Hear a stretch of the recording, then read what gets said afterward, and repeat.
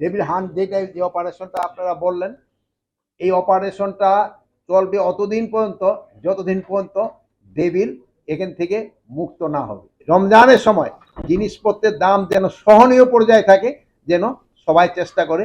এই জন্য কিন্তু আপনারা একটা মুখ্য ভূমিকা পালন করতে পারেন। এখানে কোথাও কোনো রকমের সমস্যা বা হলে আপনারা যদি আগে আগে জানায় দেন, এই আমাদের এখানে যারা আছেন সরকারি কর্মচারী তারা কিন্তু প্রপার অ্যাকশনটা নিতে পারবে। আর আমি আশা করছি যে এবার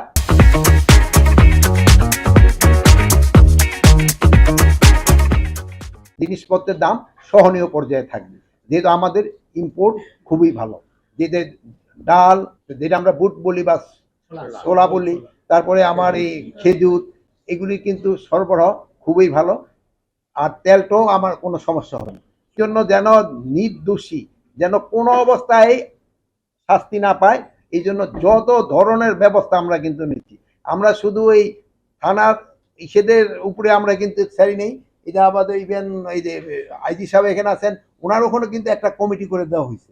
এখন ওখানে একজন এসপি থাকবেন এবং একজন ডিসি থাকবেন এবং একজন লিগ্যাল এইড অফিসার থাকবেন, তারা দেখবে।